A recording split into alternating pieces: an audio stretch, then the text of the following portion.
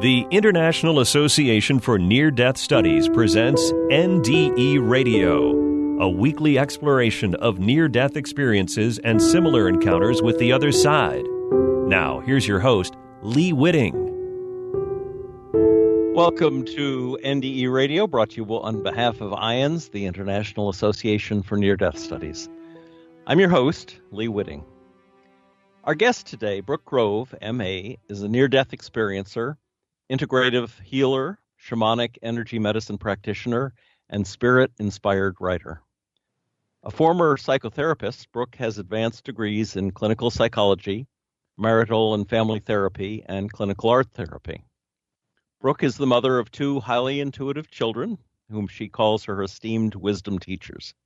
She maintains a private international healing practice, offering remote services where the goal is to explore, transmute, and empower the evolution in human consciousness through gratitude, service, and light. Brooke, welcome to NDE Radio. Hi, Lee. Thank you for having me. Oh, it's wonderful, and I am envious of your fine weather on the West Coast. Anyway, Brooke, I learned from a past interview you've done that as a child you had a natural intuitiveness that was shamed out of you, is the way you put it. Mm-hmm. And then from the age of 23 to 29, you had a misdiagnosed disease that finally nearly killed you. Mm-hmm. And you've said the disease, Wegener's, is an inflammation of the heart that moves from the heart to the rest of your body. So I was wondering, do you suppose that suppression of your natural intuition contributed to your illness? Oh, absolutely, Lee. In addition to having the gifts shamed out, I also am a polytrauma survivor, and the trauma was likewise put under the rug, for lack of better terms, and denied. And so the combination of those two factors led to my body expressing its disease. So definitely. Mm. Well, Brooke, tell us how the culmination of your illness led to an emergency helicopter flight to Johns Hopkins and about the NDE that you had there. Okay, well, as I've described in some other interviews, it was actually not Wegener's. So they believed it to be, but they were treating me with medication that severely impacted the liver, and the liver was already involved. In fact, it was failing. So when I took the medication, it ended up shutting down the liver rapidly, and then that took the already compromised lungs and kidneys with it, which put me into an unconscious state, at which point I was helicoptered to Johns Hopkins. And from there, I only remember leaving the body in ICU, and I know it to be ICU, particularly now because a lot of the nurse and treatment facility are wearing the exact same hazmat-like outfits they were working on me with. And so as I'm floating out of the body, I thought I was viewing an X-Files episode.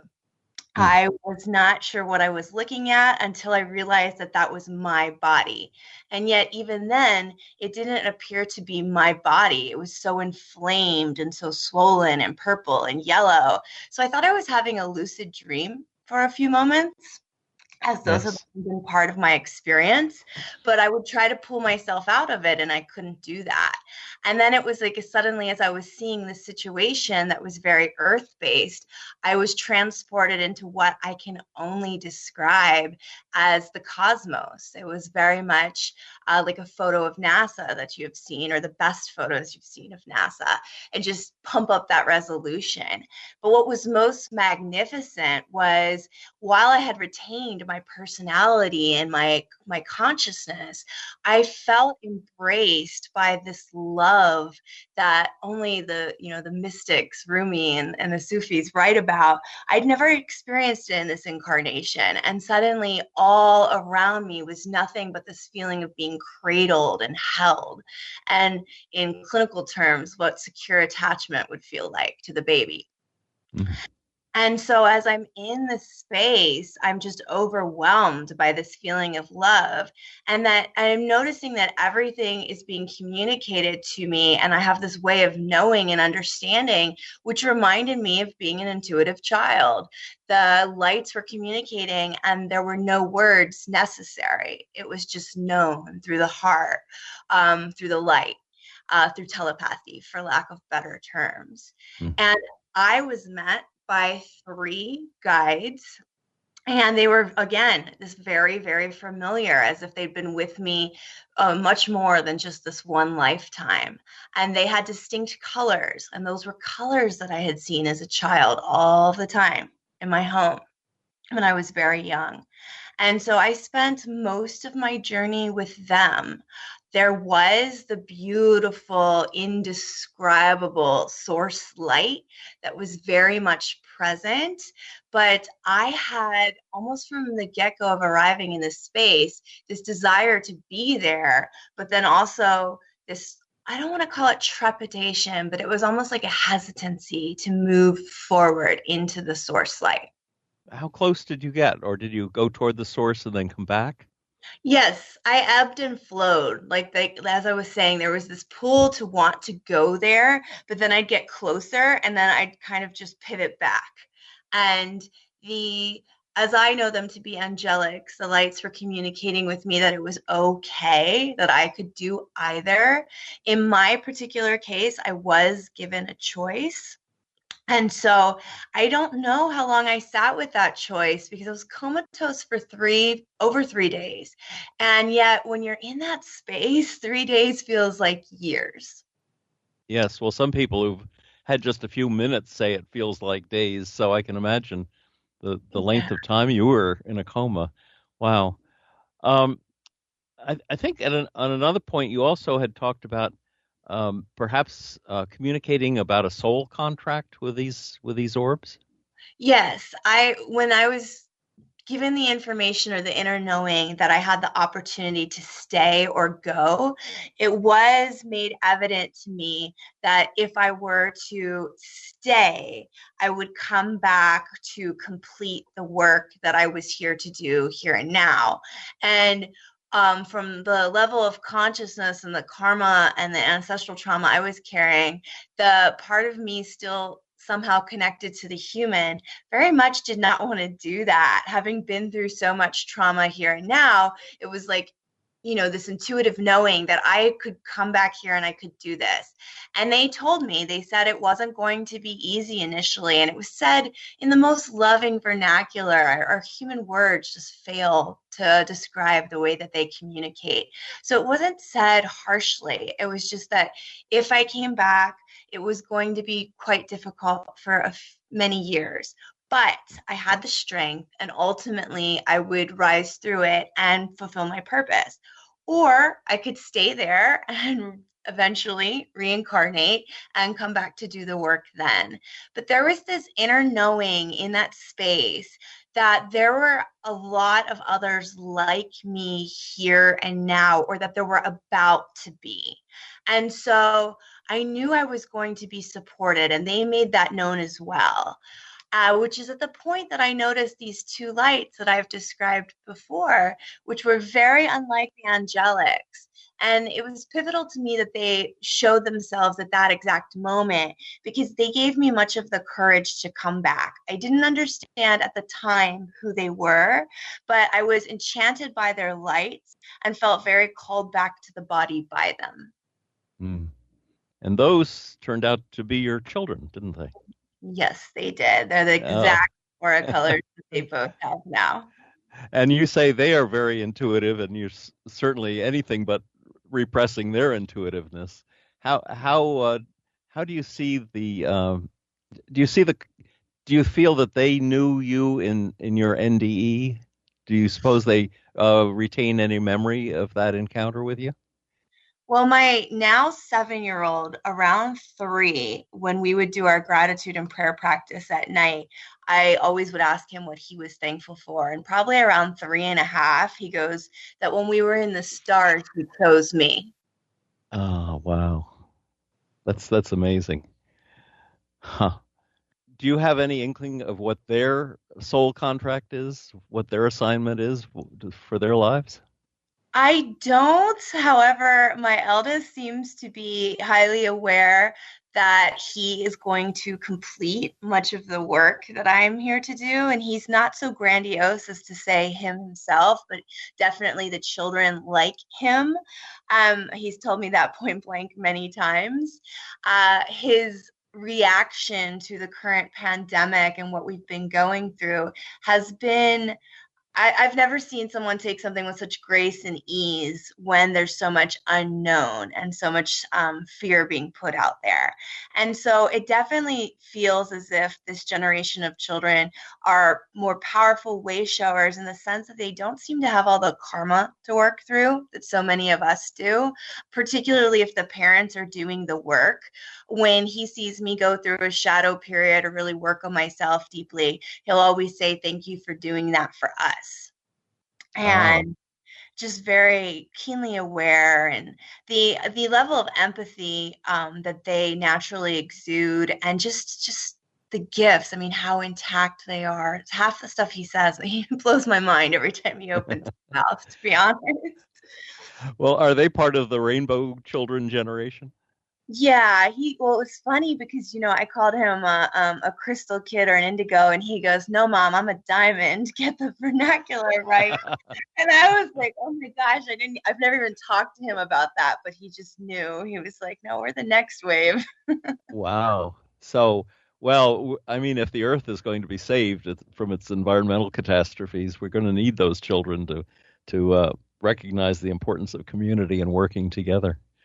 Definitely. Yeah. So to get back to, well, let me ask you another question. Do you feel, based on your experience, that you had a hand in choosing your social contract, or was it all an assignment from the light? I feel that we all have a role in choosing it. That, it's a combination from what I see in people's fields and my work. It's a combination of our ancestral, lineage, our karma, but then there's also the resilience and the divine purpose of that soul. And so I definitely feel that I've had a hand, or had a direct hand in choosing this path. It's hard for some people when they hear the intimate details of my story, because they're like, "Why would you choose all of that trauma?" But I've come to a point where I actually call it traumatude. It's transmuted into a state of gratitude. All of these lessons have been hard fought, yet the pain has been medicine. It's become an ultimate form of intelligence, and it allows me to work at a much higher capacity with the light as a healer. Yeah.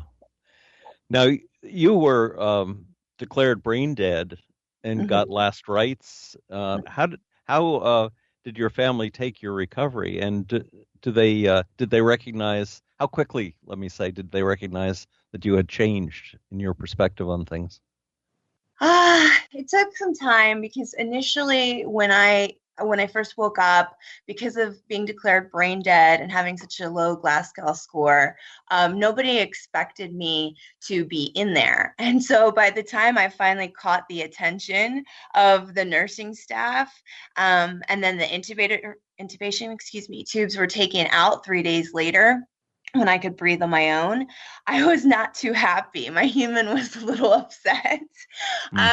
Mostly because at that point, no one had told me what had happened. And other than my liver had failed, which made no sense to me, because my liver, per my understanding, wasn't involved. But once I actually was able to start expressing myself, and they started to see the rapid shifts in the hospital. I mean, my prognosis was incredibly poor. I was told I was going to need dialysis the rest of my life, that, I might be on respiratory machines, et cetera, et cetera. And I worked with the light every single night, and as much as I could in the day, without being seen, because I wasn't really sure what I was doing. And I was communicating with forces that are unseen to most. So I would do it at nighttime, and my family would come in and see the rapid shifts. And I had been told I'd be in ICU for many, many, many, many weeks, possibly months, and then to a lower level of care. Yet I was out of ICU, into that lower level of care, and out of the hospital in under 4 weeks. Wow. Did you tell anyone about your NDE right away? I told my now ex-husband, and he was supportive, but also not much of a believer, kind of thought it was a dream. So I reached out to someone. I had been working with a Taoist master, and he had always been describing these three angelic guides to me. And so when I was able to finally email, I wrote him and I said, "Can you describe them to me?" I told him I had this experience and it felt more real than anything I'd ever known, but my scientific mind was still grasping and struggling. And he described them exactly like I encountered them. And then he was the first to tell me, because I think that was in the first 24 hours that I had my phone back. They are not just there. Call on them. They'll work with you. And so it was just from that simple instruction that then the work at night began. Do you think similar, let's call them angels, are available to everyone?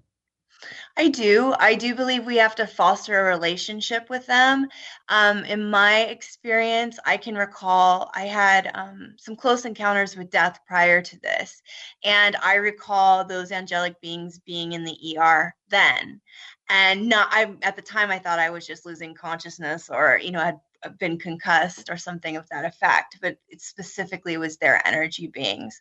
I know with my children, I see theirs around them. Often when we're at parks, I see the angelics on children because they're so naturally open. But it is something we have to ask for. We all do have teams of the highest light and resonance, but we do have to ask for their assistance. So it's definitely something that's there for us all. And there's different types of guides. I see a lot of power animals with people, beloved ancestors in the lights. There's different types for different folks, and some of us have large teams, some of us have small, but the relationships vary based on our participation and openness to it. Do you recall, besides the telepathic communication, did you hear anything like music or any sounds when you were on the other side? Yes, I do a lot of sound baths and sound healingness now because there's something about the quality to the angelic vocals that a lot of the practitioners bring in, and also the gong, that was very familiar about being in that space. So when I was first, it's really easy for me to go out of my body. And when I was first learning to ground the gifts, I found sound baths and I would cry the entire time because it felt like the sounds and the vibrations, particularly the sound vibrations that were in that space alongside the light vibration. So there's duality of light and sound that's so potent. At least it was for me in that realm. Are there recordings, CDs? I mean, how do you generate the sound that when you take a sound bath, as you're describing? They're using Tibetan quartz bowls, which are all attuned to the chakras. So there's one for each chakra. And then additionally, there are gongs, and they can be planetary or they can be related to certain stars. And so like for Chiron, the wounded healer, there's a gong actually for that. And when they hit it, it sends out this vibration that's super, super, super, super intense, beyond words. But it will actually clear things from the physical, mental, spiritual, emotional bodies. And it was very similar in the light. Like there was a vibration and sound that was constantly expanding, because I myself was an orb of sorts, not the same as the angelics or even my son, but I could see my field coming in and out based on how I was receiving the information from my team of light. Oh, so our spiritual bodies are a vibration, you would say? Most definitely. And you see that when we're working in the energetic fields of folks as well, is that the physical body has its one, most often much more dense way of being. And then there's the emotional, and the mental is even separate from that. And then the spiritual is very different. And lastly, when people are transitioning, as I can see now, the soul body, as it actually exits, has a very profound, unique energetic signature. Now, in that other interview, you mentioned Saint Michael as a specific angel that has surrounded you, I guess, and protected you. Tell us a little about that. Well, without going into detail as to the traumas, when I was very young, I always had this like premonition right before something was about to happen. And yet I was very timid and shy and distrustful. And so I would ask just for, to be safe no matter what happened. And I would go out of my body during a lot of the experiences, but there would be like this electric blue, like color that came about, and this feeling that no matter what happened, I was going to persevere, that I was bigger than what was happening to my body or, human in that situation. And as I said, so many close encounters with death, with car accidents, head traumas, et cetera, prior to the coma.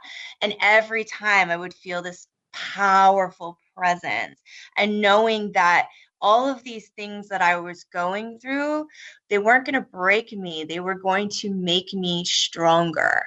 And so I always trusted when that energy was around, that no matter how I felt in the moment, I was going to make it through. And so he's someone I always call on. And anytime that I feel, scared or want some extra protection, my 7-year-old does the same exact thing. If he'll tell me, I woke up in the middle of the night and I felt a funky energy. So I called Archangel Michael and it was all good. Well, Saint Michael, the archangel, is a warrior. He's he's the one we call on to contest with the fallen angels, I guess, in the old Catholic tradition. Definitely. Were you raised Catholic, by the way? I was. I attended Catholic school from pre-K all the way to 18. Wow. Well, I was raised Catholic too, and I think there's something in the Catholic tradition that says, "Give me a child to the age of 7, and I'll give you a Catholic for life." So many of us split off in our teenage years, and yet we carry. I mean, I identify strongly with Saint Michael myself, who is my. I needed a name when I was being confirmed, and he was my confirmation name. No. What you had said, I think, coming back from the coma, that you were seeing auras and angels in other rooms in the hospital. Mm-hmm. Were these angels for other people, or are they just kind of standing at a distance for you? No, they were the teams of others. And that was one of the hardest things for me is, I was in my candidacy for becoming a clinical psychologist, and I opened my eyes and it's glass walls all through ICU. And suddenly I'm seeing all of the angelics and the energetic signatures and the disease that's on all the other patients surrounding me in the hospital. And particularly when they would call a code blue or code red, the rooms would often light up with whatever teams were surrounding and protecting them, or who was ever there for their transition. Because when they would transition and the soul body would depart, the angelics would go up with them. So it was something that took a moment to get used to seeing and not question. But once I began to truly be open to it and start to look at it, like using a little bit of my analytical training and saying, okay, what can we take from this? What is opening to us? What is revealing itself? How do we communicate with this? Then it became fun. Mm-hmm. I think you also, though, said at some point that seeing other people's auras is no fun. Well, yes, if you're seeing them all the time, which was something I didn't understand in the beginning, going back to working with spirit and that you have to ask for assistance, you can also set very firm boundaries. And what I didn't realize when I first opened up was that I was basically like a superhighway, and anything that wanted to come through could. And that's because I hadn't set any boundaries. I didn't know that I had, as the sovereign integral of my field, the power to do that. And so I was, just walking down the street, and there's a lot of people that you don't want to encounter what's attached to them. And so that would be very overwhelming, particularly as a trauma survivor, because I had a natural tendency to be wary of certain people. And then to suddenly be able to see it all the time, that was part of the hard initial first 7 years for me, was I didn't want to see it all the time and I didn't know how to turn it off. And then at the same time, having been a clinician, I was scared to tell my therapist the level of what I was seeing and ask for in turning it off. And then eventually I found the right combination of healers that were open to this and had experienced this, and they helped me learn to set boundaries. And then I learned I could cloak persons, or that I could ask spirit to only reveal it when I'm in ceremony or prayer, and that changed everything. I think you said when you discovered the shamanic that was a big change in your direction. Perhaps that was the time when you decided to give up the medical approach to psychological conditions and take up more of the spiritual. Yes, it had definitely been gradually shifting. I had tried transpersonal psychology after leaving clinical, and I just found that they were talking about the right things, but it wasn't really doing anything for me as far as my own lived experience. Plus, they were still looking at it scientifically. A lot of the times it was like, oh, we're interested in peak experiences, we're interested in near-death experiences, we're interested in out-of-body experiences, but they weren't actually experiencers. And so it's very different when you're going through something versus looking at it analytically. Now, with the shamanic, it was completely different. There were all of these wisdom traditions throughout ages and across, all continents that had saw so much of what I'd been through as a shamanic initiation. And this was an opportunity to step into your medicine and to step into your power. And that's why these things had occurred. And for me, the shamanic was so, so helpful because, again, I was constantly dissociating from the body, both as a trauma survivor and a near-death experiencer. And so shamanism taught me how to really pull in to the body, pull back down into the Earth Star chakra, how to be a walker between worlds, which is what I knew I now was and had been, just had it denied as a child, and now it was amplified 1,000-fold. And now you're helping other people with what you've learned. Mm-hmm. How would someone go about reaching you if they wanted to consult with you? You can go to my website, which is www.brookgrovehealing.com. And you can send me any kind of contact information through there. There's multiple forms, and we can talk. Well, that sounds great. Shamanic is sort of a general term, as I understand it. I mean, there are different traditions within the shamanic and it sounds like you're drawing on the things that you feel work best. Am I correct in that? Yes, I mean, I've trained with various shamans of indigenous persons from around the world. So I have some Peruvian ceremonies that I really love, Chilean, a lot of Native American. So it just depends what's most appropriate, Taoist as well.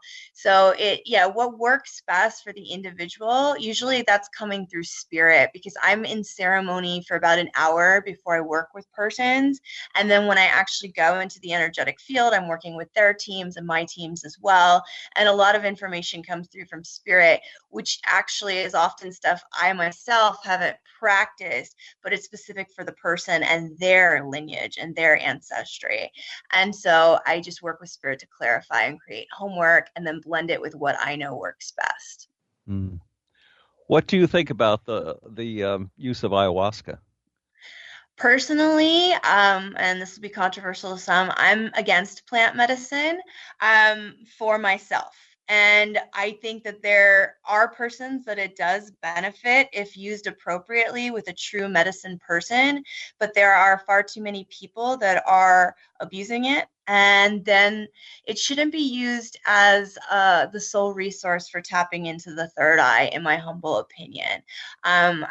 In the holistic healing circles, there are plenty of people that are saying they're using it to open that door, but it's really being abused. And that's something I don't look favorably upon. I also know persons within that community, and I lost a friend myself to suicide because they were taking it too frequently, as well as DMT. So, I'm sorry. Thank you. I believe our brain has the natural capacity that we don't need these things, that the third eye is very capable. I can see in moderation with the right people that it's beneficial, but unfortunately, that's not been my lived experience. Yes. It's interesting that Johns Hopkins now, I think, is the hospital that's exploring psychedelics as a way of as a use for therapy in the traditional Western medicine idea of therapy. Mm-hmm. And I worked with Dr. Stan Groff when I was studying transpersonal psychology, who's well known for holotropic breath work, and also was a pioneer in the psychedelic research movement early on. And he very much shares a polar opposite view to mine. But again, like the medicine people and the monks and gurus across time, there's an ability to tap into all of this through just tapping into the one without any, mind altering substances. So that's my personal bias. Well, I agree, and I think the NDE experience is certainly a valid evidence that we don't need chemicals to get there. If we're invited, it's a wonder, but it can be done through meditation as well. Brooke, we are out of time. Unfortunately, this has been really interesting. Tell the listeners again how they can find your website. www.brooke, BROOKE, Grove, GROVE, healing.com. Thank you so much, Brooke, for sharing the story of your NDE and how it changed the direction of your life. If listeners would like to hear the show again or any of our nearly 400 past shows, just go to NDE Radio and hit the past shows button. For more about IANDS, go to their website at iands.org and listen again next Monday, 11 a.m. Eastern, for more NDE Radio. This is Lee Witting saying thanks for listening.